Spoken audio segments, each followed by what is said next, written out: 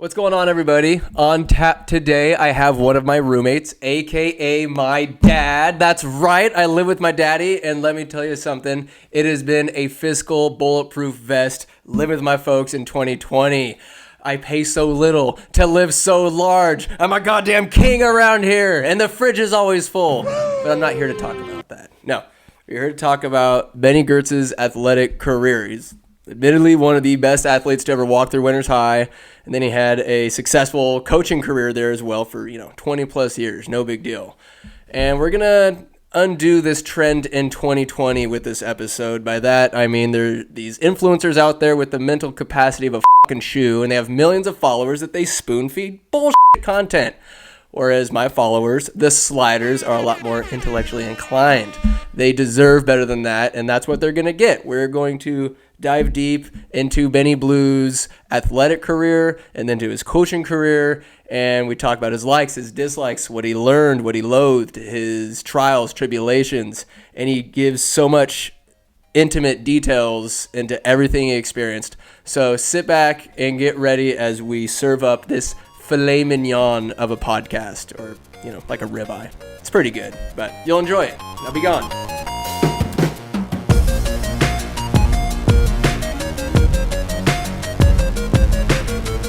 Jesus Christ.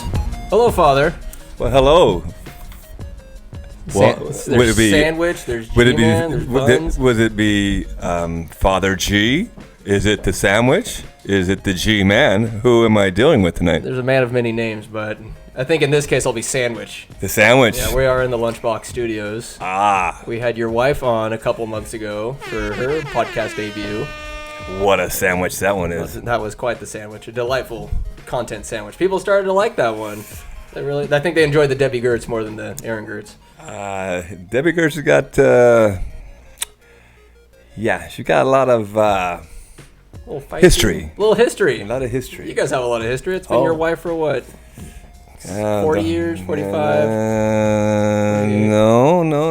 You have to answer this one correctly. I know. Everybody's watching. I'll let you do the math. 83. 83. Yeah. Wow. I'm not going to do math here. This isn't a show about math. I think it's 37 years, something like that. 37? It's quite a long. It's longer than I've been alive. Jesus Christ. It's time flies when you're having fun. It's so much fun. You, sir, Benny Geerts, my father. Finally got you on the podcast. After all this procrastination, we finally got it done. So I'm actually a podcaster? Yeah. Okay. Everybody hears you. And I appreciate you staying up hours past your bedtime here at 8:37. Usually you're in a bath by now. Isn't it like 7:37? No, 6:37. Oh. Yeah, we're good. We have plenty of time. Look at you. You're a bad boy. So I write down a couple questions just to keep the conversation. Like in the past, I veer way off course. I digress so much. So I write down some questions as like a lifeline to stay on the main thread. I can understand that. Like the first one, I turned the big 3-0 this year. I know what it's like having a son that turns 30, but compared to where I'm at 30, where were you at 30? What was going on in life? Wow. You had a couple of kids, huh? Yeah, a couple of little varmints running around. Work was... You owned the business? Yeah, still. Mom and I definitely owned the business at that point, along with Tim and Jennifer, and it was just making ends meet. Making ends meet. Making ends meet. Time? Yeah. Difficult, would you say, life? No, I mean not to the point where you just. I wouldn't say difficult. It's just It's just, it was a challenge. We'll go challenge. Put it that way. Based on, from the challenges you were at, say, 80s, 90s, 2000, running your business up until this point, like the challenges then versus the challenges now, how do they compare? I think I just feel a little more comfortable because I've been there, done that. And so... Not a pun, like with your name? Been there, done that? Ben has been there. Ben's been there. And he's done that. But that being said, I think that's the biggest part of it.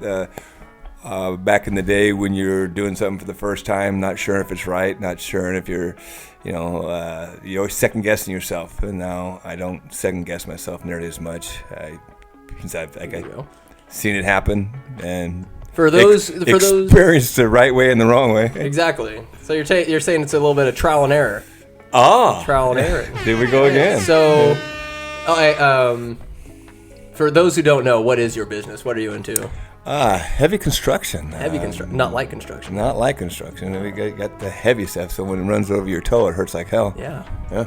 Yeah, I got those steel toes to cut off your toe. Yeah, well, I'm supposed to wear the steel toes, but sometimes when you squish the steel toe into your regular toe, it might hurt a little bit. No bueno. No bueno. You ever seen that happen? Grandpa Bob was running a jackhammer, and he smacked it on top of his steel toe, which is basically saved his little toe. But it was a challenge to remove his boot that day. Why did Grandpa Joe? Grandpa Bob? Why did Grandpa Bob? Sorry, I was talking about Grandpa Joe earlier. Grandpa Bob. Why did he jackhammer his foot? What the hell's going on? I was just a wee little one, and he was just in construction, and he was a laborer, and obviously they were, I think, probably jackhammering some asphalt or something, and that's why you wear steel toes. But which one's Grandpa Joe? Grandpa Bob. I don't recall. Grandma, that should be Grandma Pat's stepdad. Very good. Nice guy. I never had the pleasure. No, he was an awesome person. Yeah. I've got several stories. He would play tennis with us all the time. He'd come home from a hard day's work. He'd drink a big old, like a 4-cup glass of lemonade. And then he would lemonade. It was just lemonade. I'm sure. Pink lemonade. Yeah. Ooh. And then we'd walk down to the park and he'd play tennis with us. And this is after an 8-hour day in the 100-degree heat. And he was amazing. Would he whoop that ass, or was he humble to you? He would humble us. And then there was a couple fishing trips. He loved to fish. And the one I remember the most was he kept on telling me about this fishing hole that he knew in Truckee. And I bothered him. And we finally decided he'd shut me up and take me fishing there. And if I remember right, we got there. We had to kind of walk in probably about half a mile to this little fishing hole. And he had forgot his glasses. Oh, that and so when it come time to bait hooks, he was having a hard time seeing his hook, so I had to bait his hook. Well, once we got to the fishing hole, it was a very hot spot, and so by the time I would bait his hook, he would throw it in the water. I would start to bait my hook, he'd have a fish. So of course I would have to grab his fish, take the hook out because he couldn't see what was going on. And then I had to bait his hook again, and then he would throw it in the water. I would get my pole, start to bait my hook, and he'd have another fish on the line.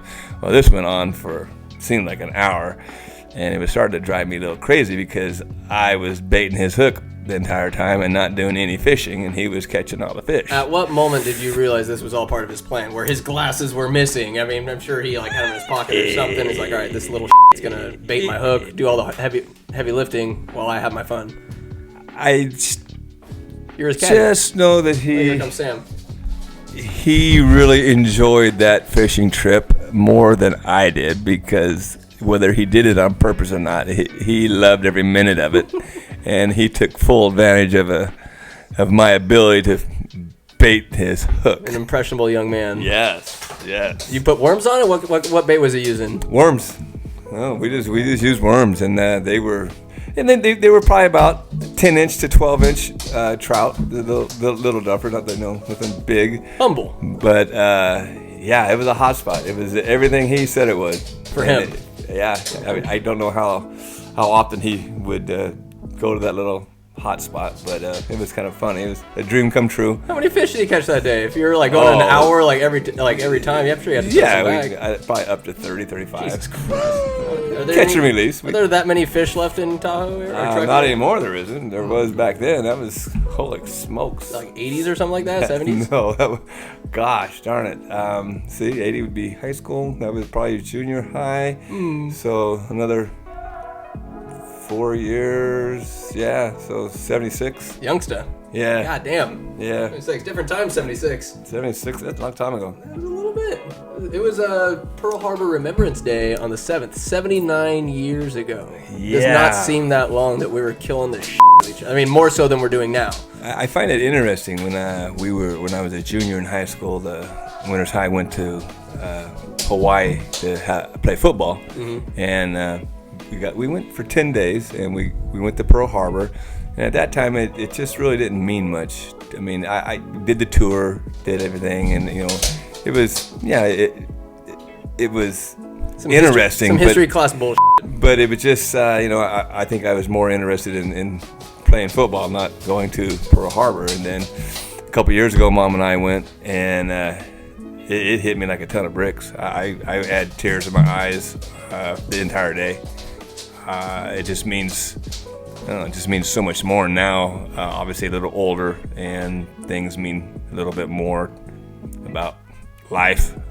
You appreciate it more. Yeah, our freedom and what America has gone through, and yeah, it just really hit home. All the stories, all the videos, all the movies, and then obviously saying the Arizona was. Wow. Still there, still bleeding oil. Yeah, I can't, they I guess it's just it's not safe to try to go in there and retrieve the oil. I don't understand that one. We're in the 21st century. I think they could do something now instead of just letting it leak out the way they do, but whatever. If I have a leaky tractor, I get in trouble. I know. Well, they were able to just leak. It's historical. We're remembering. Just keep polluting the ocean. I think they have it kind of chained up. But there's cool. I remember when I went there last summer. There's a lot of lore around what happened. There's a story of this native woman, this grandma, that goes out on a ship and spoke to this shark that said there's death on the horizon, bad omens are coming, and then the Japanese attack, and 79 years later, they're one of our greatest allies. It shows how time can change, how we go from killing each other viciously to this country that we're friends with now. It's funny how time heals, huh? Time heals all things. Yep, but it's also funny how it doesn't matter how big the country is, sometimes they want to exercise their strength. There's a great podcast. It's called Hardcore History by this guy called Dan Carlin, and it's a multi-hour podcast in multiple different sections. He has 4 or 5 parts to it, and just talks about Japanese culture, how it's anything less than a strive for perfection, and everything that you do it's not worthy of your time. That's why they're school, with anything that they pursue, there's only this manic pin your ears back and go for it as hard as you can, and there's a high suicide rate over there for failure, for not getting all A pluses in school. It's been that way for quite some time. Yeah, and it's just and you kind of feel sorry for them, but yeah. So speaking of your athletic career, if we may piggyback off that, sir, where did you get your athleticism from? You were over in Hawaii to play football. Well, we'll get more into that later, but where did this athletic ability come from? The competitiveness, I would have to say, would be from Grandma Pat. So she's feisty as hell. Grandpa Albert was very competitive and very good in sports. Is what I remember. Really? You see, he's so cool, calm, and collected. It wasn't like we ever played football. I mean, we played catch a little bit, or we played catch a little bit and play basketball a little bit. But he didn't really. That wasn't his forte. He loved to water ski, and to this day, I don't think I've ever seen anybody that water ski, especially up at Lake Berryessa. He's going back and forth. What did he do different? He was just a very good slalom skier, and that really made me, want to be that good. You see your father doing something that's so awesome. It's like, wow, I'd like to be able to do that someday. But water skiing, we still water skied for quite a few years. But I kind of got into the other sports, as in basketball and football. Not much in baseball. Played a little bit of Little League. Played 1 year. I played my sophomore year in high school. Why did you decide to sell your soul and start running track instead of continuing the glory that is baseball? The misery of track, I guess. The misery of track? Yeah, God. I don't know why I love to run so much. Were you running from something? I wish. I ran the 440, ran the 880, ran the mile. How fast did you do the mile?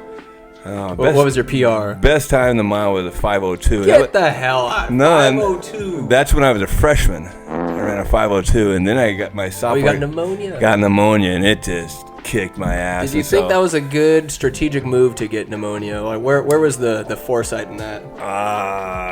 God, I don't know where the foresight was at. Get sympathy points for mom or something like that at the time? It cost me, because I definitely wanted to get into the 4-minute mile, and I never could do it. I couldn't, not after that. Even by the time I was a senior, I couldn't even run the 5:02. Were your lungs like burning too much? Like, what was it? I just think it scarred them. And then I just went other options. I started running the 880, 440, and then I was only able to do like maybe 1-2 events. I couldn't run any more than that. When I was a freshman, I could just run all day long. Yeah, that was so much cooler. It's a good thing you got your nickname Jet at that time. Did you get your nickname at that time? And then after, like, the Jets came crashed? out with when Elton John had his Benny and the Jets. Yeah, and then it just. I wish it was because I was fast, but no, I had. Oh man, I thought you were fast. It had nothing to do with my wheels. No. My 40 time was probably like a 4.6. It was no 4.2. That's for sure. It's a good tune though. Yeah, it got me in a couple. I guess it could get me into trouble and get me out of trouble. The nickname? Yeah. How fast you run the 40? Downhill 4.6 on a flat ground 4.8. In pads though, people forget you gotta go in pads. You know what? It's funny. You hear game speed, and a lot of people have it. A lot of people don't have it. But if you were to put me in pads and run a 40, it'd be a 4.8. But you put me in a game and somebody chasing me, and I got the football. I think I could run a 4.6. I was going to say, it's like situational, your mindset. I just, I can remember back in the day we used to go to the movies on Main Street in Woodland. And then when we get out of the movies, we'd have to run to grandma's house because that's where mom would be. And it'd be dark, and street lights were on, but it's still just kind of dark. And, it was probably the majority of the time just me and Timmy. And I remember running from the theater all the way to grandma's and you guys, like, scared not or something? stopping. Like, what was well, no, it's just that I didn't feel like stopping. It's dark, and we would just go, and there was a different speed. Yeah. When you're scared, there's a different speed. Definitely a different speed. So going from that, it's just so cool how put in a different situation in your mind. Like, I know for a fact for myself, when game time, it's just you locked in different. Your muscles and body react quicker. You're faster. You're more agile. It depends on the day. Sometimes you're having a day. You're less you suck.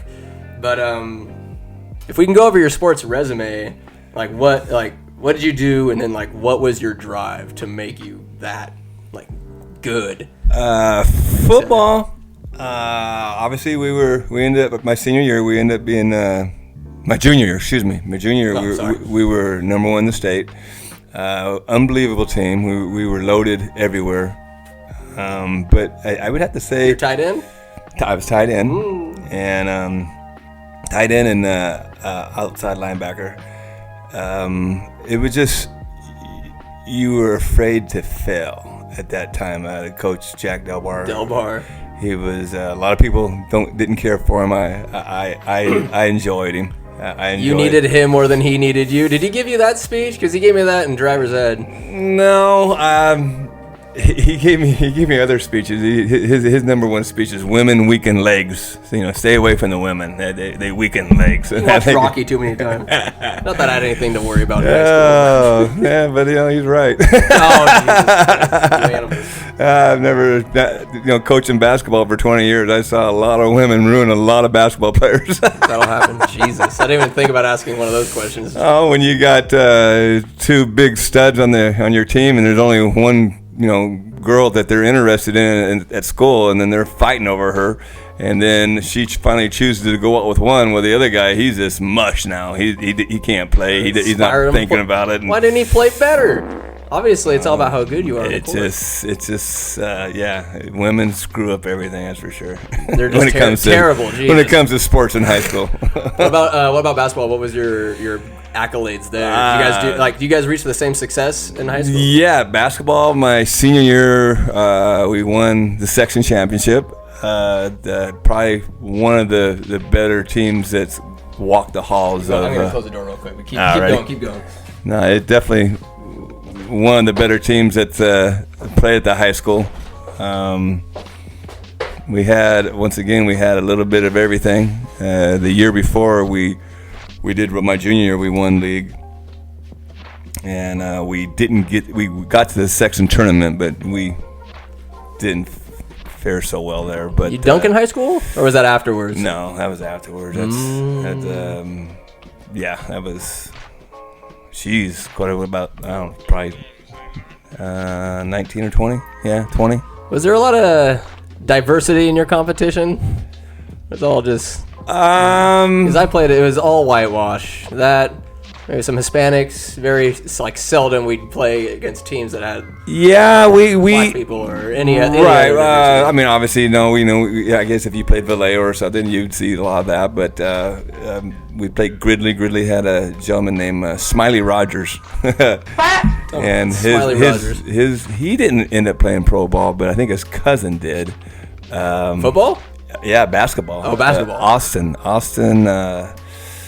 What the heck was his first name?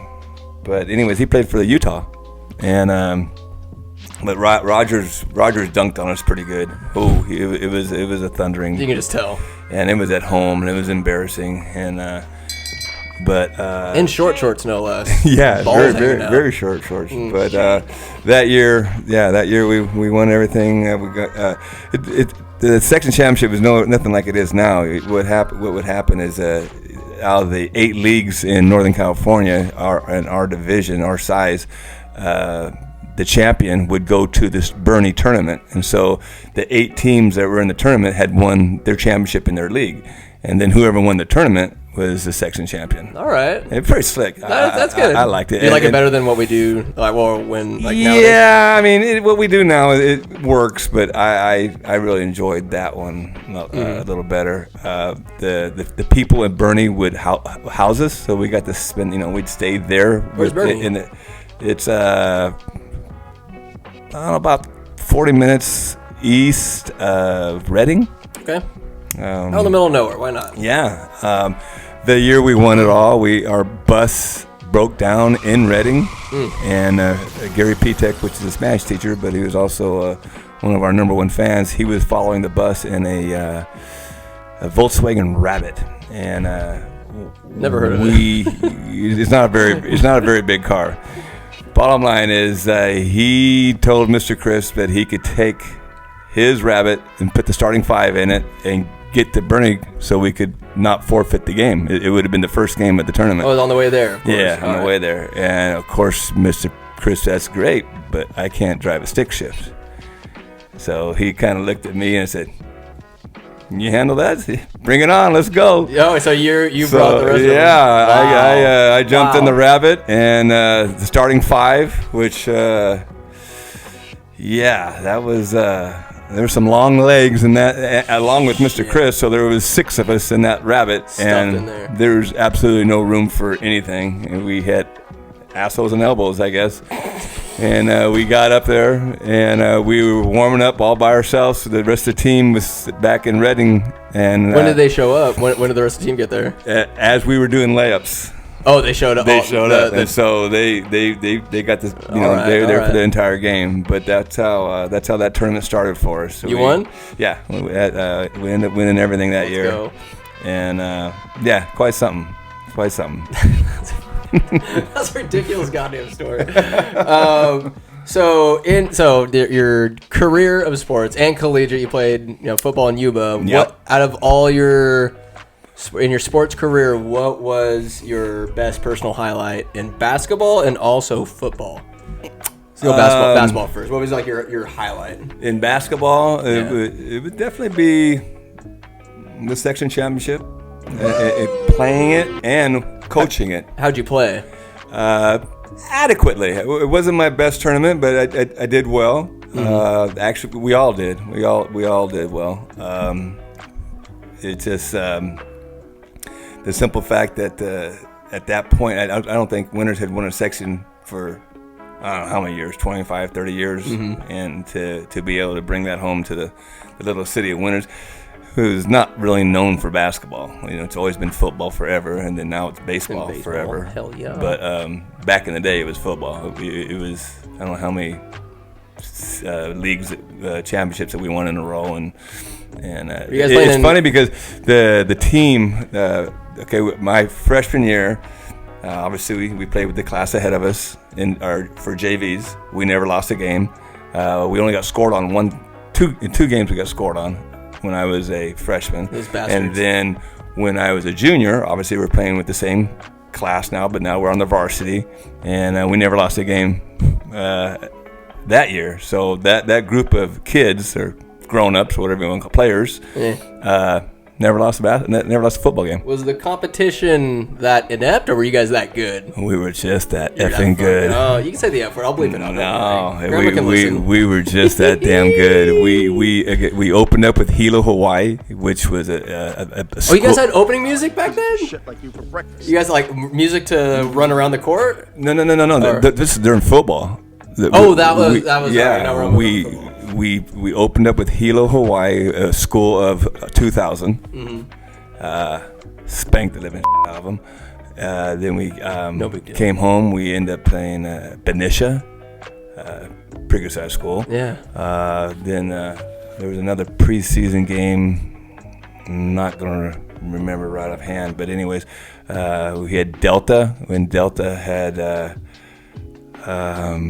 God dang it, Bo Eason, who was a professional player for Houston. We spanked them pretty good. Then Rio Vista had a running back, Tim Lucas, unbelievable. He played for the Invaders, Oakland Invaders. Spanked them pretty good. You guys just destroyed everyone. What made your team so good?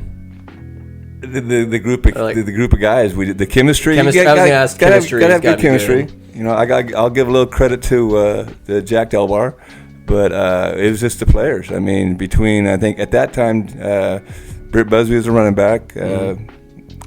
John Caron was a quarterback my junior year. Dave Snow was an unbelievable receiver. He was just God. He was Just a bunch of studs. It's just in every position. Ray Rojas and Manuel Montenegro were the linebackers, and then played with Manny too. Played with Manuel at Yuba. So how important like chemistry? Can you create it, or is it something that just has to be there between the players, like their friends? It's like, how do you cultivate that? Is it something Jack Delbar did, or something just you have to get lucky with? You know what? I think it's just flat ass luck. It's just flat ass luck, because you've got your competitiveness, and if you say, for instance, Jeff Ingles and I think the reason Jeff is so damn good is because he never wanted to lose to me, and the reason I got so goddamn good is because I never wanted to lose to him. But meanwhile, we're the best friends. But it went. If we had a pickup game at the park, it was just blood and guts. Really? There was we couldn't play a game we couldn't do anything without beating the hell out of each other. Was there a line that you drew, okay, this is crossing the line, or is it the lines? The lines got crossed. There'd be some games we'd finish and we didn't talk to each other for 2 or 3 days, if not more. But that being said, the chemistry that we made, at the park, or we made, just playing each other in front of somebody's house, that competition just made us who we are. Iron sharpens iron, right? He was not going to lose to me, and I wasn't going to lose to him, and it was that way at practice. Now football sucked because he was a quarterback, and whenever he was on offense, I was on defense. He got to wear a little red shirt to mean we couldn't tackle him. And there were some accidents. There was a couple times where I accidentally tackled him. Yeah, I forgot that he had his red shirt on. Were you a defensive juggernaut? I feel like you're more of an offensive guy. I loved offense, but man, I wish I would have played defense in college. It's good. Yeah, it's fun. I didn't play in college, but no, God damn it, defense just was fun. You're so limited. I mean, until they call your number, you can go almost an entire game and they don't even throw the ball to you. But in defense, your number's called almost every play. And so you got to be focused on every play. Where I'm not gonna say I wasn't focused, blocking or whatever, but it's just like, yeah, we gonna throw the ball tonight? Hey, we gonna throw the ball tonight? And middle linebacker's the way to be, son. Let me tell you. A lot more action. I mean, I watched Manuel Montenegro my first year. I mean, he was all world. Got at the awards banquet. I think there was like 4 or 5 trophies. He walked home with 4 of them. Mr. Inspirational, broke every record in the world when it comes to tackles. I mean, I'm not even going to remember how many tackles he had per game, but he probably averaged 20. I don't know. Because defense was on the field the entire because our offense sucked. You're welcome. Yeah, but so we touched on the highlights, but I got to know what out of basketball and football. One of each. What were the most bonehead plays you ever had? Like your absolute failures. Oh, if you call just a stupid move or play or just brain fart. Like what's the lowlights, I guess, of football and basketball that you had? I clipped the guy. You clipped him. I clipped him. And it was just. It wasn't vicious. We were in. God dang it. Bay Area, I'll think of it in a minute. Big school. Tunisia? No, up further. Concord, Daly City. Oh, boy. San Ramon. It's closer to... You eat pieces of shit for breakfast? Wow, that's a brain fart. So, no. I'll think of it. Other than this, yeah. They were... big school. Yeah. Big boys. Yeah, big school. Big school, huh? Anyway, senior year, and the game was going back and forth, and this guy was just harassing the living shit out of me the entire night on defense, and then there was a play where I think it might have been Jeff was running around the corner, and then that guy had a clean shot at him, and it ain't happening today, and I just clipped him right in the back, and I put him out of the game for a while. Yeah, I got flagged. I got flagged. Got my ass chewed. I think, it wasn't going to happen. He was going to lay the wood to Jeff, and would it have hurt? Ingles? He was going to give him a good hit, and I just worth it. You know what? It's worth 15 yards sometimes. Whatever. And at the time, we may have been down at that, and it just didn't matter. He was not going to lay the wood to him, and so I hit him good, and flags and whatever. I feel like that's what's so special about football is because it involves a lot more pain than other sports, and when you can show your team that you can endure pain for them and you can do something to protect them from enduring pain, I feel like there's something a lot more like soul connecting. There's a lot more camaraderie that can come from that, showing especially during practice, you're conditioning, you're suffering together. I think shared suffering, enduring pain, I think that's why I like football the most, is because it's like you're bonded so much more together because of the physical nature of the game. At least that's from my looking in. I mean, you saved Jeff from getting who knows what would have happened to him. He this guy up. Well, later on that year, he just separated his shoulder. Oh, who's your backup quarterback? You? No, Dave Lowry. Oh, thank God. But yeah, that was quite something. I remember we were in a huddle, and there was a player from the opposing team running circles around our huddle and yelling and screaming and hooting and hollering, and the ref came up and says, "I don't know what you guys said to that young man over there, but you sure pissed him off." And what'd you say? What happened? I didn't say a word, but somebody had called him something about being an Indian, and it didn't go well. And about two probably 2 plays later, Jeff ended up with a separated shoulder. Oh, shit. Yeah. No bueno. No bueno, because that Hoopa was a long drive, and he was in the back of my grandma and grandpa's Trans Am all the way home with a separated shoulder. It's a nice ride, though, at least. No. Not when you're separated shoulder. No. Nobody popped it back for him? No, yeah, he got popped back in, but it's still sore as hell. Sucks. Yeah. What about basketball? What was the worst play or kind of the not top 10 from ESPN? What was your number 1 in basketball? Oh. An air ball free throw, maybe? No, I'm sure I probably. It's not bad, but I still remember it drastically. Our senior year, we were playing Calusa at home, and it got pretty ugly. Got a skirmish before the game. Was our JV coach, Dave Reynolds, didn't throw any blows, but kind of pushy shovey with the varsity football coach. His name was Dana. The Winters one? No, he was from Calusa. But our JV coach got in a shoving match with him before the basketball game, and so it was the tension was pretty high, and the game went back and forth. And at that point, we had to win in order to win league.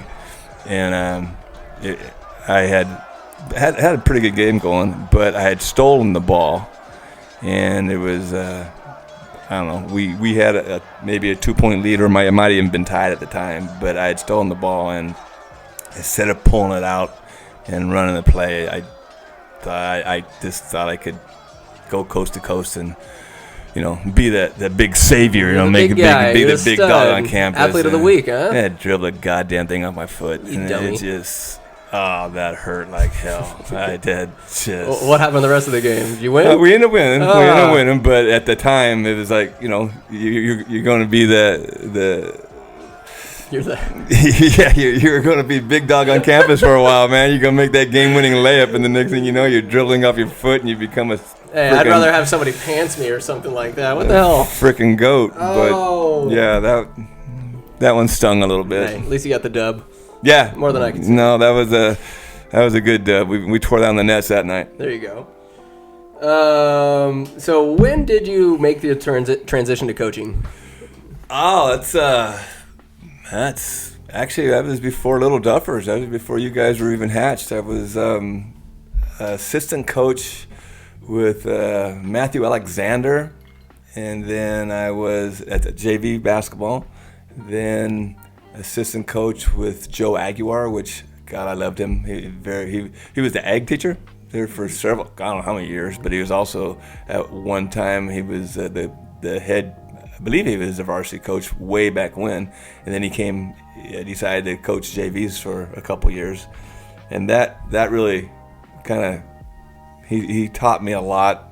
And I was going to ask if they taught you how to coach, if you just pick things up from them. Just watching him how he didn't demand respect, but the respect was there, and you're going to get so much more done when the respect level is there, and he just earned it. And our teams weren't the greatest, but it was still fun to watch. So I have to say that kind of goes way back then, and then migrated to where I was a co-head coach with Sarge Singh. That was interesting. Who do you listen to as a player? We both applied for the job, and instead of just giving it to one of us, they decided to give it to both of us. Very 2020. Yeah, basically, everybody wins. Yeah, I must live in Davis or something, but. It was fun. Was it good? Did you guys did you guys kind of stay? Oh, we butted heads. I mean, there's several times where I didn't want this person to start, or he didn't want that person to start, or whatever. But we got over it, and we had a decent season. But that was a one and done. And then took a couple years off, and then I came back and started coaching. It was Jerry Dillinger was coaching varsity, and he wanted to know if I wanted to coach JVs. We played City League against him all the time, and I said, "Yeah, I'll coach JVs." And so that year we did real well. I think probably the first championship in the JVs I don't know it probably ever had. then the following year we won the championship again, and that was a really good team. We almost averaged 72 points a game. Jesus Christ! Yeah, I had 72 points in my entire high school career. It was run and gun. It was Ruben Valencia and Jimmy Shirley and. Just going from football to basketball, just doing the same thing. Yeah, just run up and down the court. they were just studs. Gus Mariani and Nate Snyder, and gosh, it was just a bundle of just unbelievable players. But did really well that year. How did sports change for you when you from being a player your entire life to coaching? Like, what did you learn about sports, and like how did your view on sports change when you're put into a separate role? Like, you can't play, but you can command the troops. Like, how did sports change for you? I still wanted to play. So go out bad. And be a player coach so out there. That coaching, I kind of played through the boys. I if I did anything, I probably got too close to them. We were probably more friends than it was player-coach relations with basically all of them. And so that have repercussions though. Like, did they not like listen as much? No, Ben's my friend. I don't think a lot of people can coach that way. Mm-hmm. I was able to get away with that because they were not going to let me down. They were not going to let a friend down, and they weren't going to let me down. And I think you can talk to each and every one of them, and they would just flat ass tell you that there's no way in hell we were going to let Coach Geerts down. And so they would go the extra mile. They would run harder. They would work harder. They would play harder. There was no way in hell they were going to let me down. And that was a two-way street because I felt you weren't going to let them down. I wasn't going to let them down. And it was contagious. And for a couple of years there, we were dynamite. Do you think that could work in the opposite direction? I guess it depends on the player, right? Where it's like, okay, Coach Geerts is my friend. Oh, I can slack off, or I can do whatever. Do you think that could work against you if they see you as more of a friend and a respected authority figure to work for? There might have been some times where that could have took place, but it just didn't. And then when I got the varsity job, it was the same way. It was basically the same group of kids. The group of kids that I won my first JV championship with was the first varsity team that I got to coach. And how nice was that to kind of come to full circle? It was pretty bitchin'. It was pretty bitchin'. It was we had the Twin Towers. They had Andy Smith was 6'5" and Russell Reed was 6'5", and that's probably the tallest winners has been forever. Not forever. For 25 years. Until some young man from Folsom come along. Yes, sir. But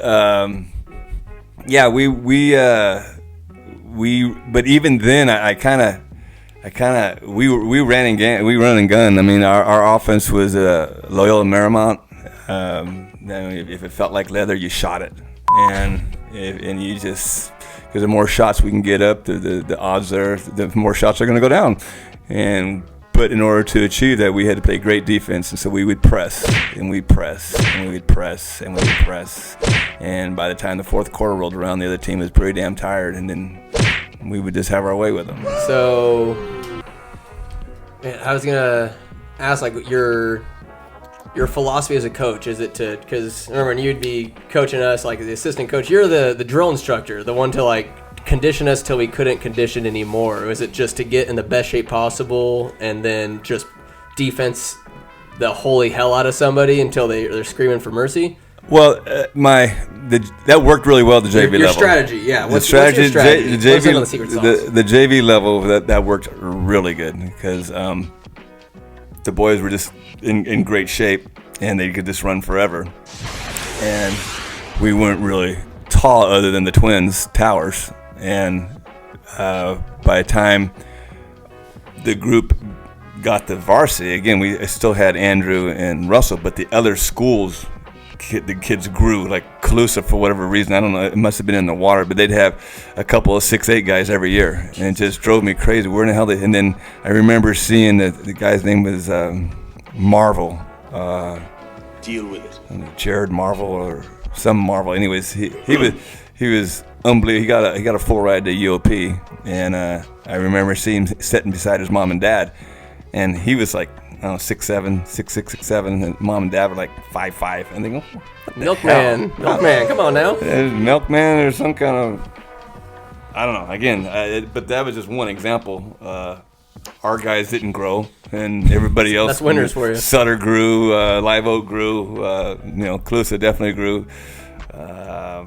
How much better can coaching make a team? Like, is it solely based on how athletic the kids are, or is it like, can coaching take a team, a group of misfits perhaps, to the next level? I'm sure there's so many different variables that go in. Yeah, I think in certain sports you could probably do something like that. For instance, baseball. There was a couple of teams that I've seen Coach Ingles win a championship with that did not deserve a championship. Had no business being there.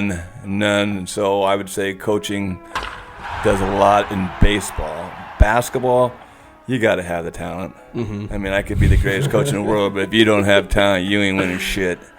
It just baseball's scrappy. That's what it's called. When your team sucks but you win, you're scrappy. It was scrappy baseball. If you got a stud pitcher, he's going to win you a lot of games. Mm-hmm. And you just scratch a couple runs out, and that guy's on the mound and he's owning the mound. You're going to win a game. You can win a championship. Basketball. You gotta be good. One dude ain't gonna win you no damn game. He's gonna score a lot of points for you, but he's not gonna win you a game. You got that one dude's gotta make the other guys better, and then they have to be good. And I'm not saying that baseball is easier to win. I'm just thinking, like, your question was, if you got a scrappy team, can you pull something out? And I would say you're gonna win a lot more games in basketball if they're scrappy, but as in to win a championship. No. You got to have studs. It's that next level. You got to have studs. It's just... I think I already know the answer to this question, but I'll ask it anyway. But we can ask it, say, in every decade that you've coached for, 20 years? Mm-hmm. And say 90s and 2000s. What was... So for both, the best team you ever coached? Oh. Easy to say that One Ego team is just the GOAT of winners basketball. Yeah, no doubt. The One Ego team, 2005, right? 2005, 2004, 2005. That has a special place in my heart, just due to the fact that being able to assist that season, not having to be the head coach of that season, I think I was able to enjoy it more. Yeah. Obviously having, Keith and Jared and Zach and, everybody on that team was just so close. Andrew and Ruben were fast as f***. I remember half their points because I had to record all those games, and those guys were flying down the court. Those were half the points. No, Andrew was unbelievable. For those who don't know, Zach and Jared, Zach 6'9", Jared 6'7". Yeah. Imports from Folsom. Lived with us for a year. I got 2 extra older brothers. No. Jesus Christ, what a time. Those were 2 angels from heaven, but they were. For a fact they, weren't showered and shaved by 9 o'clock, right? You had to have known they weren't going to abide by the rules of the house. They were. Talent tolerance, is it? Yeah. It's so funny because, that season was so different from all the other seasons. Not that just because we won everything. Is this when you go, what was it, 4 and say 25, a win would last forever. So if you won a game in the beginning of January, that win may have to motivate you and make you feel good for 5 or 6 games, because you're going to lose 5 or 6 in a row. Don't I know it? And so that game, you cherish it more. Mm-hmm. The 05 season, you won a game and it felt good for 10 minutes, and the next thing you're waiting for the next game. It's to be expected. You expected to win it, and you didn't get to cherish it because you had something special, and you didn't allow yourself to cherish it until the end of the season. So you didn't get to cherish every win, and that sucked. That sucked a lot because you would not allow yourself to let your guard down, because you knew it was going to be special, and the last thing you wanted to do is do something stupid and let your guard down and not push the kids, not practice hard enough, not say the right things, not do the right things, and then costs yourself a championship. And so that season was a lot of pins and needles because you didn't want to do the wrong thing. You didn't want to coach the wrong way. You didn't want to be a father the wrong way. You wanted them to all have fun, but you didn't want to have too much fun because it's going to cost you a championship. So you would think that, oh, Friday night, yeah, go ahead and go out and enjoy that win after the game. And then, no, you need to come home. You need to do this. You need to get to bed. You need to, and so you had to be the bad cop. Did you reach that happy medium, though, of like, all right, we win, but they had discipline. They knew they wanted to be savage. They wanted to win. They all knew how special it was, and I think they all, I don't want to use the word behaved, but they didn't want to screw up either. They tamed themselves. No. Once the season was over, God save the world and the Lake team and all the other crap that took place. Yep. But during the season, I can't remember having one issue with any of them. Not Keith, not Jared, not Zach, not Andrew, none of them. It was just there was a higher goal. How did that compare with like when Skylar, like Keith and Skylar by far, like far and away the best athletes in basketball out of all of us. Like how was it coaching Skylar? Were wins expected because he was that one in the group that could elevate the team? I just remember him telling me you guys would go in at 5 a.m. take your shots like day in day out, and he was just grinding. Yeah. Like how was it having a group of studs expected to win versus this one, like this unicorn? Yeah, I'm sure there was good players around him, but yeah, I mean, he was just Sky had standalone. There was Johnny Botro and what have you, and he, they won their share of games, but it was just apples and oranges. It was just apples and oranges. Skyler he had an unbelievable career. God knows how many points he scored, and being the MVP of the league 2 years in a row. That tells you basically all you need to know. Jesus, was he? Don't remind him. He's going to listen to this anyway. Want to do that. Screw you, Diggler. No, it's funny. I tell the story that I don't know. I was telling Jeff Ingles or somebody. I just said, I never pushed you guys to go shoot extra or run extra or whatever. It was just if you did it, you did it on your, did it on your own. But when Sky wanted to work out at 5 a.m, you went and rebounded for him. I didn't know that. But it brought me to tears. Really? Yeah. Why so? The little duffer wanted to get out of bed and go work out. I couldn't believe it. I'm thinking, hey, this little guy wants to put in some time. This is going to be, this is awesome. I didn't have to grab him and, kick his ass out of bed and let's go to the gym. We're going to go work out. It was the other way around. Hey, Dad, let's go work out. I need someone to rebound. And how bad did you want to do that for not only, like, say, your sons, but other athletes of, like, okay, you have this potential. Let's get in there. Let's put in the work. Or do you let them make that decision for themselves? It's a fine line. As a coach, you want to just tell everyone, "Hey, I'm going to be here at 5 o'clock. Be here." It's not mandatory, but if you're not here, you're fired.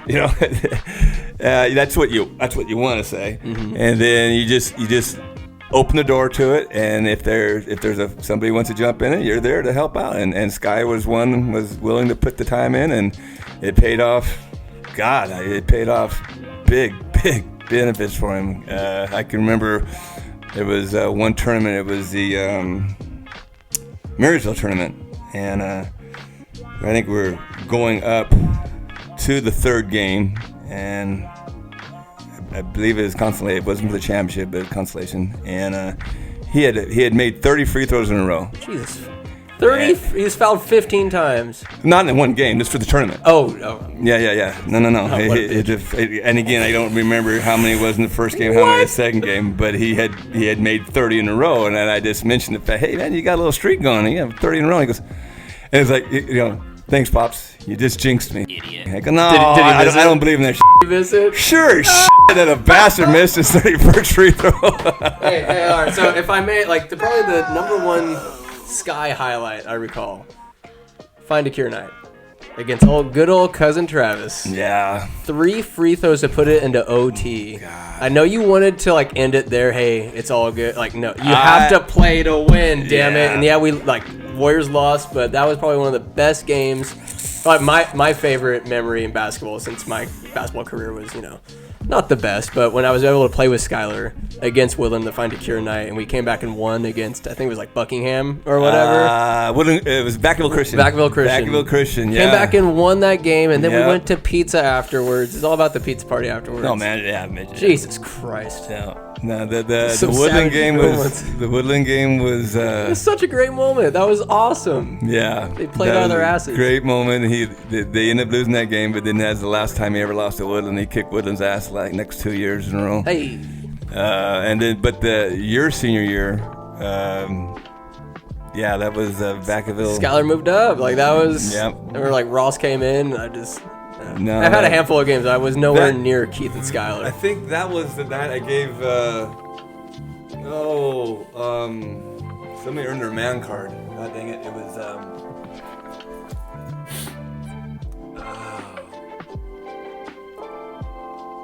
Wow, what am I? I keep on having these brain farts. Have another sip of decaf. I'm gonna have to. Well, I guess we have to skip that part. I can edit the holy hell out of this, Pops. I'm a god. You're gonna have to edit it because this is. I hate the brain farts. What the hell is his name? It was the big tall kid that had a. Eccles. No. Zach. Yeah, Zach Painburn. Yeah, dude, he had a game. He had the game of his life. He had the game-winning shot. I gave him back. I had Mom make a man card for him. I remember the next day at school, next day at practice, I gave him his official man card because that was huge. That must have completed his life. Yes, thank you.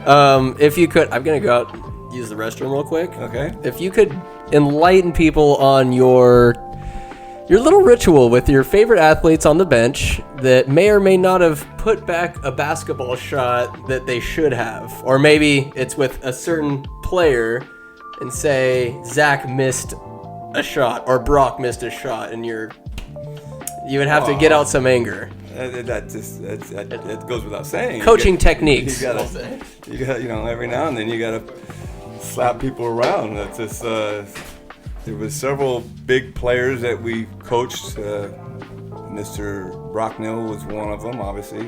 Zach was another one, and it just whenever they'd have a give me put back and would miss it, whoever was sitting beside me either got elbowed or punched, and it was just got to the point where when somebody missed a give me, everybody around me would get up and leave because they didn't want to get punched. Kind of like having a towel and biting it so you don't get caught saying the wrong words at the wrong time.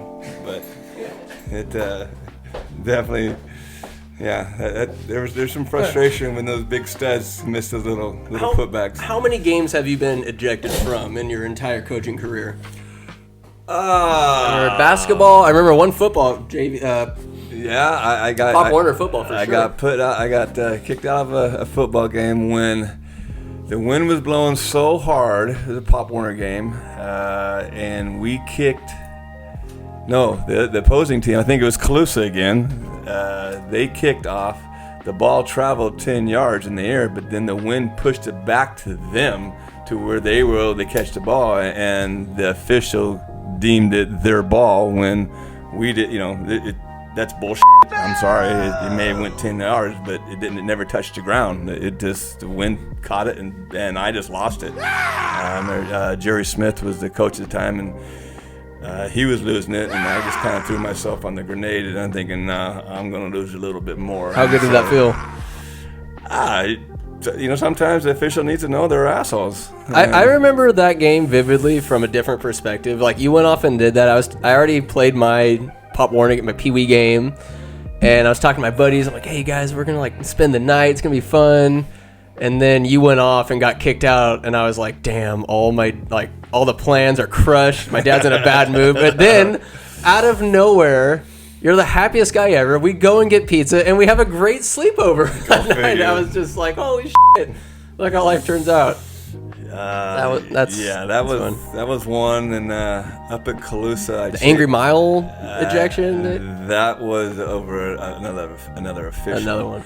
But there was an official at Willows I chased out of the gym, and he wanted to have a police escort because I guess he thought I was going to decapitate him. I guess if I would have caught him, I probably... What would you have done if you got your hands on him? Oh, I would inform him that I would need to know if he had any kids, and if he did have any kids, which he didn't, and I explained to him, thank God, because we don't need any more of your kind on this earth. You lose. Yeah, I lost it that night. I just lost it. What if he donates time and money to charity? He's just an upset. He's just a referee. Well, come to find out, that same year he got chosen to officiate one of the big basketball games in Gridley at Christmas. They have a big tournament, and they have D1 schools come from the Bay Area, Sacramento, and so the big boys are playing. And he had screwed up a call so bad it wasn't the championship game, but it was one right before the championship game. And then he decided to change the call. And so then the other team was going to win the game. You can't do that. And then he finally figured out that no, I can't do that. So then he changed it back. No! And so he had both teams just getting ready to kill him, and they should have killed him. They should have just strung him up on some limb somewhere, and just he would no longer be. They should have hung him from one of the rims. Well, I mean, he was a waste of oxygen. He's just totally waste of oxygen, and it just. I'd had problems with him throughout. When you play in Z5, you're going to get Z5 officials, and right. Bottom line is he was terrible, and they just trying to flex their power. Probably maybe he's bullied when he was little. You can tell a lot by officials by how they carry themselves. Right, a lot. I would say 80% of the officials in the BVO are badge heavy. I've got the whistle, and I am God, and I would have conversations with them before the games, and say when they were getting suited up or whatever in the locker room, and I said, hey, my team might not be that great this year, and I can't afford for you guys not to be on your A game, because if you guys are on your A game, we're gonna be able to play with these guys tonight. But if you make some mistakes and you make some bad calls that go the wrong way or get somebody in foul trouble, because I don't have a snowball's chance in hell. And he goes, oh, yeah, you'll get our A game. You'll get our A game, within the first 5 minutes. Where in the hell's the A game? It sounds like that might be kind of a risky move, because it's I didn't think about putting this question in here, but how important is it to have a rapport with referees? Do you think that it's okay, I know Benny. It's huge. I'm gonna maybe give him some slack, or it's they'll talk to you. They'll see eye to eye. Okay, hey, I screwed. In basketball, I'm sure in every sport it's huge, but in basketball, again, coaching for that many years, first name basis with all the officials, good friends with them, talking to them before the game, after the game, and if it was a close game and I blew my top or whatever, they'd give me time to cool off, but we would talk afterwards. They realize that coaching is hard, and so is refereeing. It took me a long time to realize that the officials are humans. Are they? Yeah, someone told me they were, and they're going to make mistakes. But my teams weren't good enough to dig themselves out of a hole that an official put them in. Yeah, and that's where I lost it. That's where I lived, because I'm there every day watching them work their ass off. I'm there every day doing everything we can possibly do with the talent that we had. And 90% of the time, the talent on the other side of the court was better than us, but we would battle and we would win or we would lose. But if an official made a bad call and it cost us a game, I just couldn't. It's not acceptable. It just wasn't. I expected them to be perfect, and they weren't. But I expected it because they had to be perfect in order for us to have a chance. And then come 05, and they could screw up all they wanted. It wasn't going to matter. We were just taking it that. We were going to steamroll them. It's the one philosophy I remember you instilling in us as a coach was do not leave the game in the officials' hands, because do you think it's like an ego trip maybe, that they dictate the outcome of the game either here or the NBA? Like there's some of them that if I would say the wrong thing at the wrong time, they would remember it for a couple of games or a couple, and they would get back. They would pay back's a bitch, coach. And how many technicals do you think you racked up in your days as a basketball coach? I'd say 5 a year. 5 a year? Yeah. For 20 years, yeah. So 200 technicals or so. 500. I don't know. I don't know math. No, it's.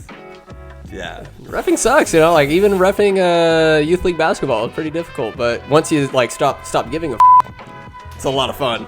Well, you give a but at the same time, it's to not worry about. Okay, there's always gonna be parents. There's always gonna be whatever riffraff. I'm gonna call my calls. Like, oh, did you ever have run like the parents? Yeah, like why isn't my boy getting time? Not when I was coaching. When I was assisting, Jason Davis.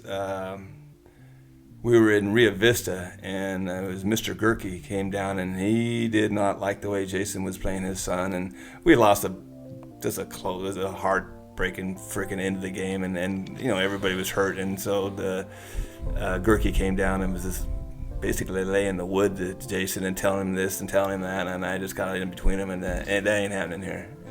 Jason did a great job tonight. You need to cool off, go cool off your burners a little bit, but. His son was good player, no doubt. Chris or Aaron? It was Chris. Aaron was good. I liked Aaron. I liked Aaron. But Chris, it was Chris, and he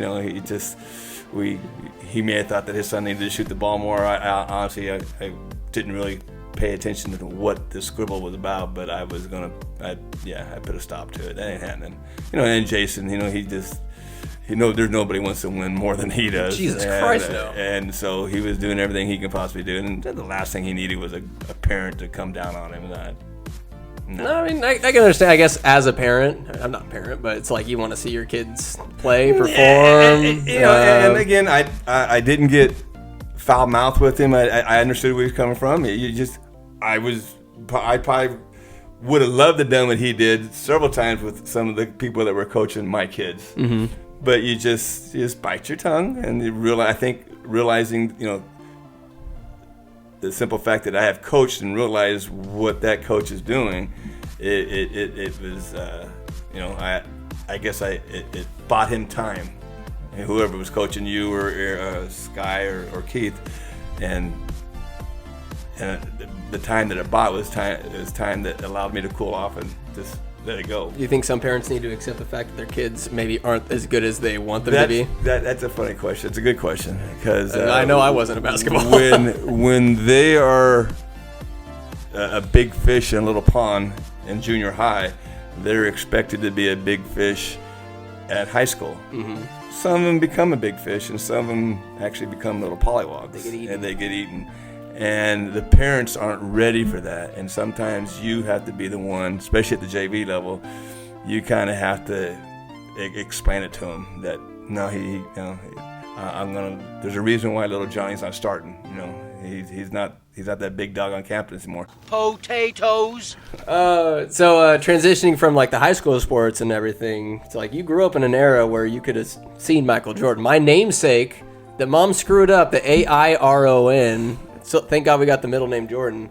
Did you realize when you were watching him, like what you were seeing? Yeah. Did you realize like nowadays, like you'll still be like, yeah, this is the only thing we'll ever see like this? He was picked, I think, third that year. I think. Not even number one. No, Hakeem Olajuwon, and then. The dude went to the Trailblazers before him. Yeah. Was it Bowie? I can't remember. Anyway, no good. I'm pretty sure he was third, but you just knew he was special. You knew. Now from his rookie year. LeBron. I mean, LeBron. You just knew he was. They named him the king, and it was a no-brainer. Where Michael, it just took him a little bit longer. Did it flourish in college, or he did it adequate in college? No, he was good. There's no doubt about it. But it was not. Imagine if LeBron would play college. Well, do you think that? LeBron couldn't have played college. He's too good. But do you think that like the media and like the social media around LeBron in this day and age of basketball versus Jordan, whereas like you can only watch him on TV. There's no social media. There's no 1,000,001 podcasts or sports shows highlighting, hey, this kid, watch him. Like, Jordan had to earn his right, and he did viciously. Like, where LeBron is, all the hype came from so many media outlets, and he performed. I mean, I don't know how to compare Jordan to LeBron, where his expectations are up here, and he's like, and he met them all. I would say LeBron has met all expectations. Oh, no doubt. Both of them have. And again, there's only one person who's going to stop LeBron, and that's himself. And there was only one person that could stop Michael, and that's himself. He didn't do it.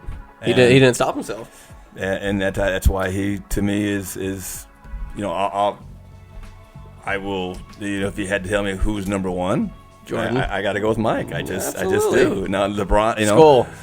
LeBron is unbelievable player. He does everything that he makes his team great. I mean, John Wooden said that, you know, he'd rather have a person that makes a team great than just have a great player. And there's a lot of truth to that. And I seem Michael to remember was the same way. Michael was a great player, but he also made his teammates better. Steve Kerr made that game-winning shot. Wasn't Mike? That's, you know, it wasn't because all five guys are guarding Mike. Yep. But hey, still got to make that shot. he still got to make it. But you know, Mike. I'm your huckleberry. He was hard to play with. There's no doubt about it. You just thought, you know. Also, they have the show on him this year where it kind of. Did The Last Dance capture what you saw from what you saw in person, what you saw in that time? No, there was a little more to The Last Dance that I wasn't really aware of. Yeah. But you knew it. You knew Mike was probably a pain in the ass to be because he demanded so much out of you. But I would have loved to play with him. That's an understanding. Did you have that same mindset of an understanding like the rest? It's winning. Feelings. It's about winning. It definitely about winning, and again, back to the competition between me and my friends, whether it be Jeff or Scott or Mark or whoever that was on the team. Matt Kimes, his nickname is The Rock, and one of our practices, Matt was on my team, and Scott Panchich was on Jeff's team, and we were going at it, and then Tom Crisp wanted to change the rotation around a little bit, so he wanted Matt to go play on Jeff's team, and then Scott was going to play on my team, and Jeff says, well, that's like getting a rock for a piece of gold. And that's the nickname stud. Everyone thought Rock got his name because he was such a big stud person. And was he stout and muscular? Like, was he pretty? He was. You know, I mean, he wasn't the size he is now, but he was a very big person, and it was. It was just funny because Ingles called him The Rock, and so everyone thinks it's because he was so big, and no, it's because he got traded for a piece of gold. So the way it's like, it sounds from what you're saying is you guys played with so much passion, so much emotion, and as a coach, from when you're looking in, and as a player going throughout college playing football, does playing with straight emotion, does it help or hinder a player, or does it depend on the player? Because if you're playing, you're letting people get in your head, that might take away from how good you can be in case of like you can just shrug it off, or is like playing, because I know there's a game Keith played where he said just give me the ball with the last couple minutes of the fourth quarter, and he scored 1 million points to win the game. Like, do you think that emotion helps or hinders a player? I think each player is different. I believe there's a lot of people that love the trash talk, and they like for people to trash talk at them because it motivates them. Then there's some people that don't want the trash talk. It gets in their dome, and it will screw them up. And that's why a lot of the opposing players talk so much smack, and that's why officials try to prevent it from happening, because it's obviously you can get a little carried away. But if you let them in your dome, and they know it, and they go after it, and if you don't let them in the dome, but you allow it to fuel your fire, then that's where I think the major competitives, like I didn't give a someone. I was gonna ask, how did you like to play? Did you talk shit? Did you? I didn't play with really the pads? talk. I didn't. I would yell or say something stupid, but I didn't talk. Smack like Larry Bird. Larry Bird tell you, hey dude, I'm gonna take you down in the corner over there. I'm gonna drop step it. I'm gonna spin around. And I'm gonna dunk it on you, and there ain't nothing you're gonna do about it. And then he'd do it. Larry Bird. That is the ultimate trash talk. I bet he didn't say anything about your mother or about your sister or about your daddy. He just said, hey, this is what's going to happen. Okay, I'm going to go down with my left hand. I'm going to fake with my right. I'm going to step back, and I'm going to shoot it left-handed, and there's nothing you can do about it. I bet he did that in all facets of life. And probably in the bedroom. That's why, to this day, I think Larry was probably the best trash talker because it was a different kind of trash. I bet. I mean, as a coach, do you like that in a player? Like that kind of. I want to transition that into like my next question is like so. As a coach, I did not want trash talking. What did you like as a coach? What was the most valuable attribute in a player in your 20 years plus of coaching? What's something that you value the most in a player? Floor burns. They're just floor burns. Floor burns. What does that mean for you? That just balls to the wall. That means the kid is just giving you everything you can possibly. And there's some kids that can't do it. There's some kids that could not dive on the floor. I mean, we would have drills. That JV team that scored the 72 points, we would warm up with floor burns. We would come out, we'd do some layups, and then we would just throw the ball out there, and you'd have to run and dive on it. Are you trying to send a message to the other team? Oh yeah. Did it work? Yes. They're like, these motherfuckers. That was like something. And the boys, you kind of almost have to learn how to dive on the floor without screwing yourself up. And so my elbows still. It sucks. When it was, obviously we'd have our sweatpants on or whatever, so you slid pretty good. But we would practice. We would have our drills at when it comes to our press, and if there was an opportunity for someone to get the ball, then we better be jumping on it, or you're going to be sitting on the bench. After a win, just knowing your boys just savage the coach, you go up and shake his hand. Would you just look into his eyes and know, I just fucked you up? Or was there respect? There was one coach, Ricky Weeks from Delta, and he loved playing us because he played the same way. He would press, and he would shoot the ball every 10 seconds, and we would just go at it. And he would come to me, and he goes, before the game, he goes, hey, we're going to have another track meet tonight? And I said, yeah, we'll probably have another track meet. And sure enough, we would just go back and forth. And Delta was good. Delta had a would you get to know these coaches over the years and get to know their coaching styles and be able to incorporate that into your technique, into your schemes? There were several coaches that I wanted to get to know, and I would talk to them before the games. And there were several coaches that I wouldn't give the time of day to. Just yeah. Why is that? Just our personalities didn't match, and that's fine. I didn't want to talk to them. They didn't want to talk to me. I just wanted to beat their ass, and they wanted to beat my ass. And then you would? And there was games where we won, and there's games when we didn't win, you shake hands regardless? Oh yeah. You have to, right? No, the sportsmanship was there. The boys always had great sportsmanship. There was it was Benicia. It was our JV. It was the team that scored the 72 points. We had 54 points at halftime, and we were up by 20, and we freaking lost. How'd you lose? Why didn't you press them? I didn't change a thing. I didn't. Oh, you're up 20 and pressing? You're that guy? Against Benicia, yeah. And it was probably the hardest thing I ever had to deal with, because for whatever reason the girls were in the girls' locker room, and so their team had to suit up in the boys' locker room, and we had to suit up in the team room. And so when we were in the team room licking our wounds from blowing a 20-point lead, they were hooting and hollering and yelling and screaming, and as they should. It was a great comeback. They kicked our butt, and we're sitting in there having to listen to that. And I was like, man, this is better be fuel. You're taking the right way. This needs to fuel the next practice and fuel the next game.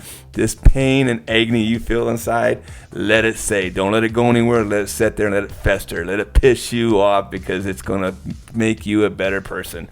And it just...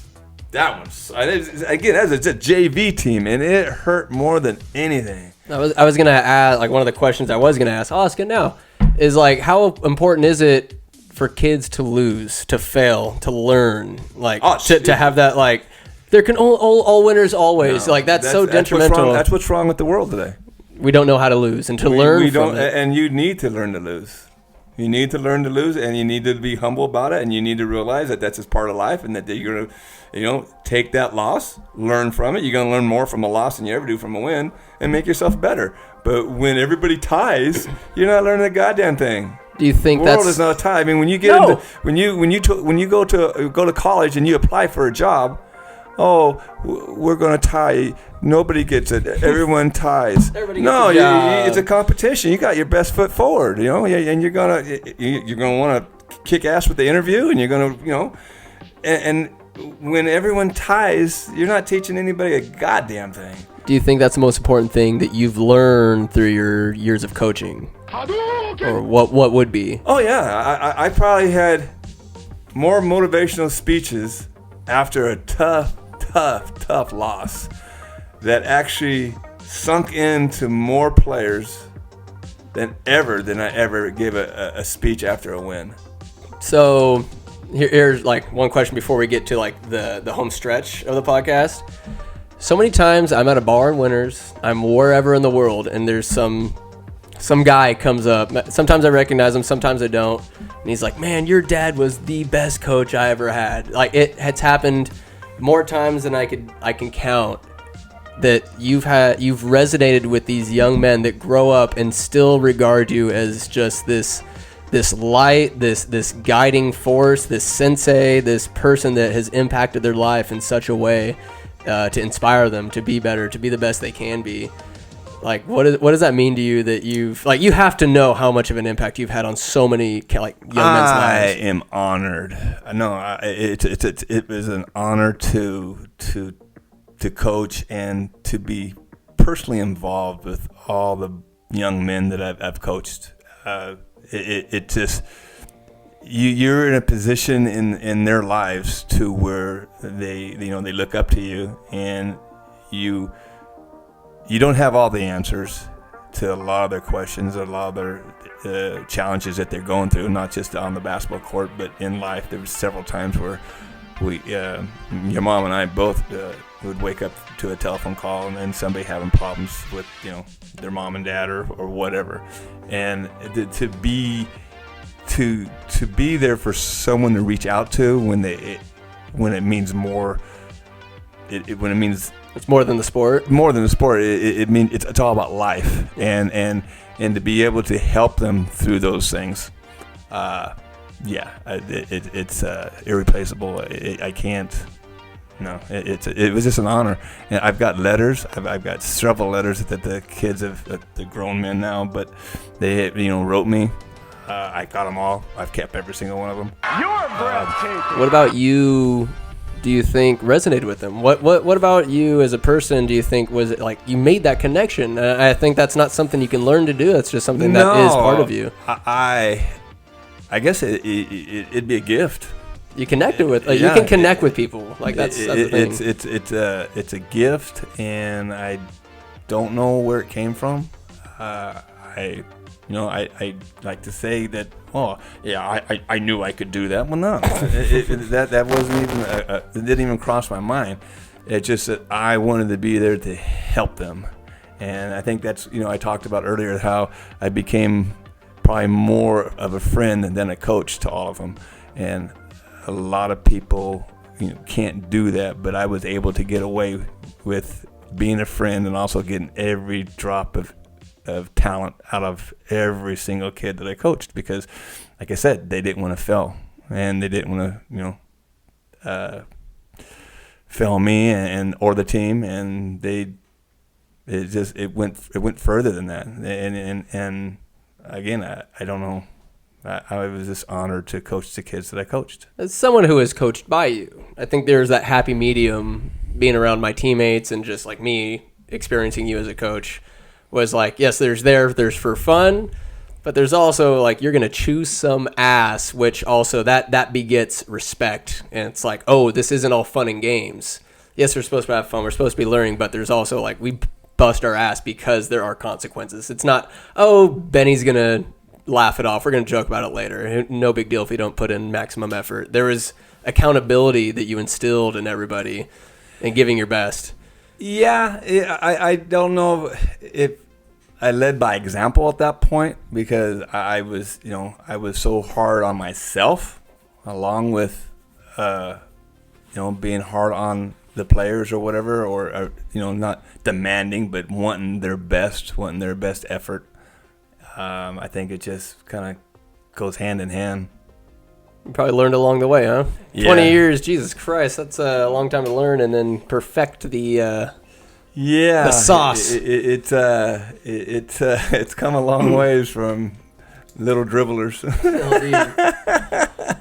All right, Pops. I don't know if you've listened to the podcast before, but we have a section called Off the Cuff, where it's Off the cuff. 10 or more questions where it may or may not have anything to do with what we've been talking about this entire time. Outstanding. So there's just going to just fire from the hip, some Clint Eastwood, and we'll have some fun with it. Okay. So what was scary to live through, AIDS or COVID? what was more devastating to the morale? I'd actually say COVID, because when AIDS first came out, it was supposed to be, if you were behaving yourself, that you weren't going to get it. Where COVID, you can behave yourself and still get it. Was AIDS created by the Catholic Church? Just don't you dare fornicate before marriage. There you go. No. All right. Why did mom shit all over your name ideas? So for me, it could have been Aaron Jordan. Aaron Jordan, Airon Jordan. Skylar could have been Skywalker Geerts. Why is she such a killjoy? And then Keith was just, that's a lost name. But no, Keith. What was Keith? That was my name. I wanted my first son to be called Keith. There was a young man that was in high school when I was in. I think I was in probably kindergarten or whatever, and he rode the school bus all the time, and he would let me sit by him, and he was just the coolest guy. How cool is that? Yeah, I mean, look at me. I'm in kindergarten. I get to sit by this guy. He's in high school. Whoa, Wow. And he just, I got to sit by him all year long, and he was just really, really cool. So the name Keith that's cool. It was engraved. I didn't know that was the inspiration for the name. No, it goes back a long way. Childhood hero, huh? Yeah, basically. Yeah. He wasn't into sports, nothing. He was just a really. I got in a lot of trouble on the bus. I was a little high strung. And Mrs. Becker, Kyle's grandma, great grandma,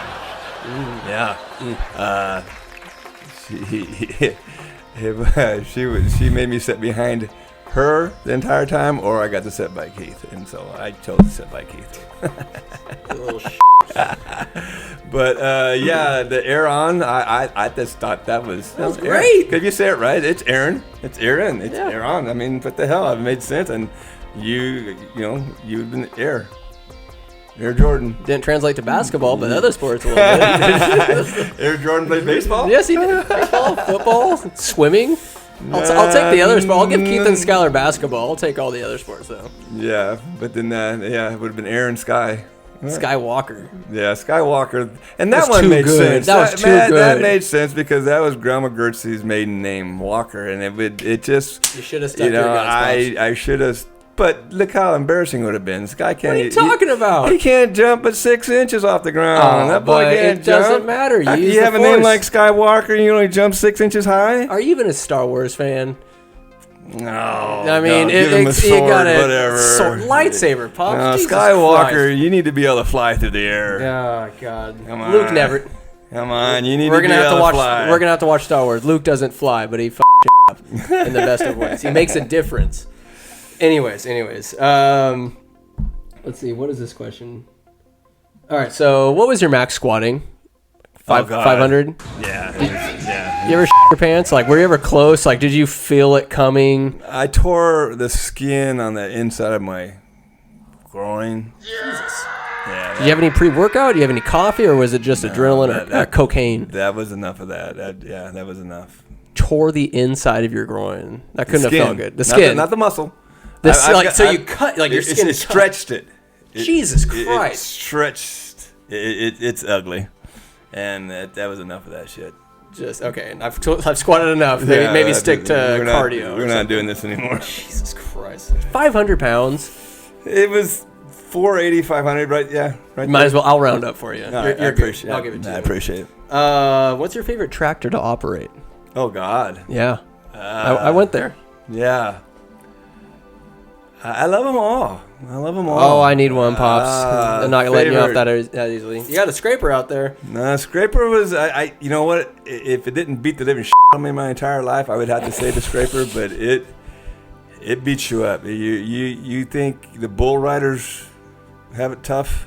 Yeah. I'd like to see a bull rider come drive a Scraper. You're pretty good on a backhoe, though. You're pretty. Backhoe's fun. I have to say, I'd have to like the excavator because it's a little easier on my body.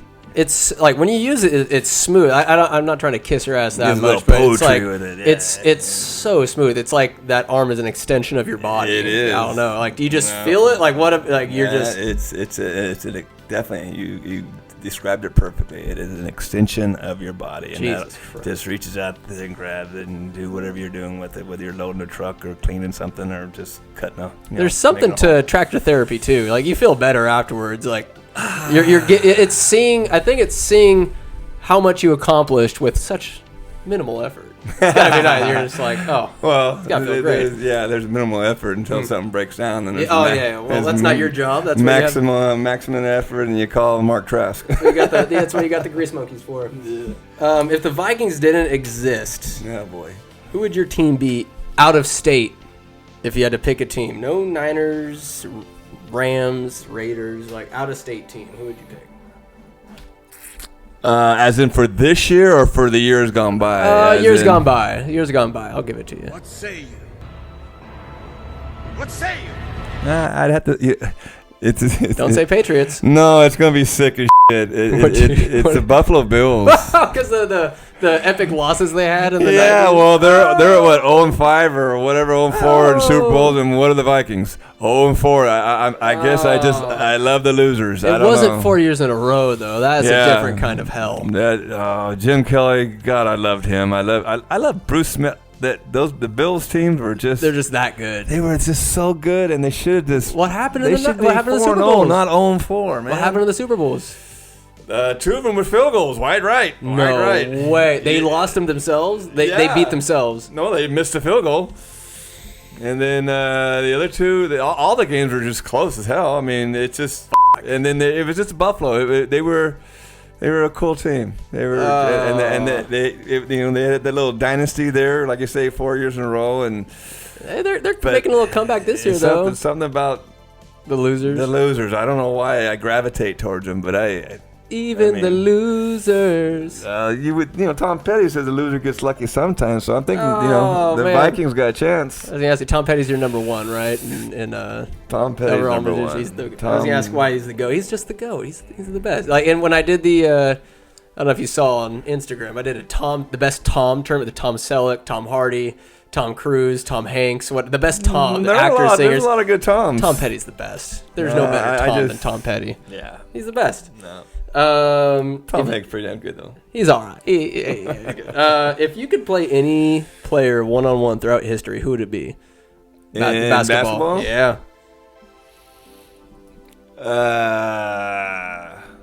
It'd be Mike. Mike? Yeah. It's got to be, right? Yeah. So I'd want to play basketball with him, and then I want to take him to the golf.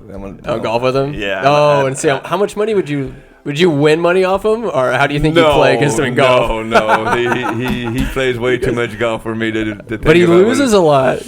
Yeah, but he wouldn't be losing to me. What about a modern player? What about a modern basketball player? Who would you want to square up against? Luka. Yeah. Doncic? Why Luka? Why Luka? I just think he's the future. He's the future. You think of the so? NBA. Yep. Euro is the future? He is. I think he's that good. What about him? I think if he doesn't get injured, he'll be next in the line with LeBron. He makes his entire team so much better. He's humble. So much better. I mean, you look at all these studs. Durant. Durant's an unbelievable player. Head case. But he doesn't make his team better.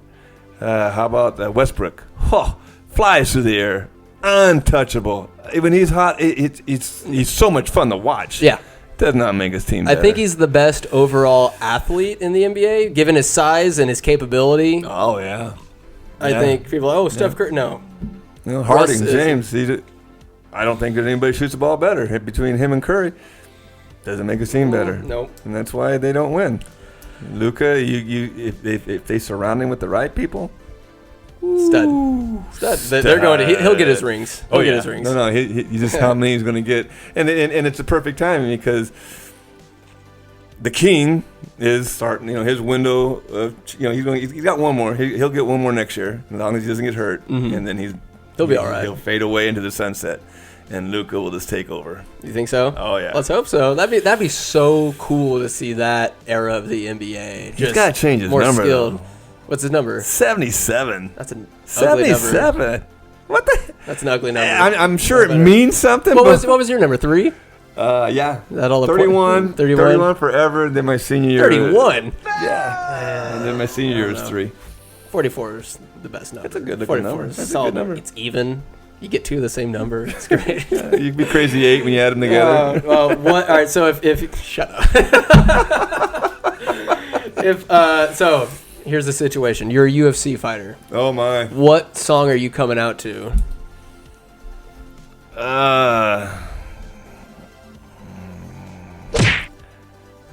You'd be Tom Petty, not Tom Petty. Yeah, I'm not backing down. Not back down. No, That's not bad. I'm not I like backing that. down. All right, I'll give it to you. What's the best gift you ever got from Santa? Oh my. Oh yeah.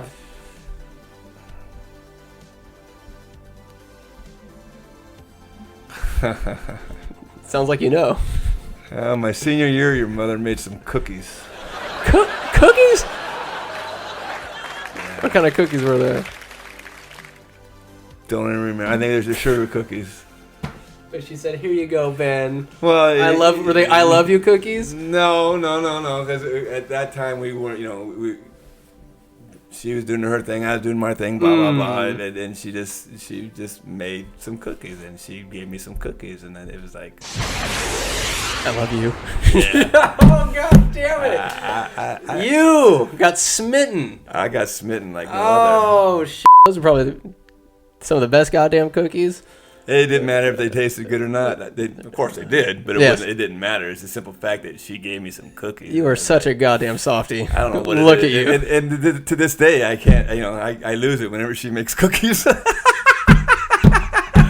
With real flour, with real everything. She's making us this healthy shit, but I haven't had a real chocolate chip cookie in forever. You complain enough. That Megan complex, she made me some cookies the other day that were. Megan's lost quite a bit of weight. Megan's looking good. She looks very good. I'm so glad for her. I'm very Michael. proud of her because she's had to do. I mean, she does a lot of exercising and she's eating right. I mean, she's just doing it the right way. Her. She's doing it the right way, and she looks very good. You know what? And that's another thing. When you see somebody that has done that to their body, made that transition, Jackie Stocking. Yeah. Cap? You need to acknowledge it. Don't just say to yourself, "Oh, you looks good." Tell the person they look good. They've earned it that much. They've earned it. It's kind of like not a reward or whatever, but just because they've had to work their ass off. And literally. And you need people need to, it's a human kindness, whatever you want to call it. But when you acknowledge it, it's priceless. Mm-hmm. It's priceless, especially when you know how hard they've worked as Cap. How far they've come from. Look what Cap did. He lost half of himself. He's not half the man he used to be. He's not half the man he used to be. Damn Cappy. But no, and I'm sure people do acknowledge it and tell them. But a lot of people just maybe they don't feel comfortable complimenting somebody. But compliments go a long ways. Compliments are awesome, and it doesn't necessarily need to be about somebody losing weight or whatever. It could be the way a young lady looks, or a grandmother how she looks, or maybe the way somebody cooked something. Compliment the chef. Mm-hmm. It's just compliments go a long ways for the inner soul of people. And how hard is it to give one? It ain't hard at all. It's not. It's hard to come by these days. It is, and sometimes I might fell on compliments because I'm not sure. Say, mom got a haircut or got her hair done, but I didn't know when she got it done. So if she got it done 3 days ago, and I compliment her on the 4th day, not, it's not so good looking on me. You're traveling on some murky waters, though. It's hard to. I mean, you got to give the compliment, but you gotta be vigilant. You gotta. That's where Skylar always came in. He goes, "Hey, mom got a haircut." Oh, right God, on. nice. Of course, I was complimented on the same day, which on a haircut it needs to be on the same day. Or if somebody buys a piece of some clothing or whatever, just something different to them, and you don't notice it right away, then the compliment gets kind of put in the back pocket because you don't use it because you don't want to embarrass yourself or that person by complimenting something that they've had for a week. It's better than not complimenting it at all. You gotta wear it. Yeah, sounds like you learned from experience. Several times. And that's a tough one.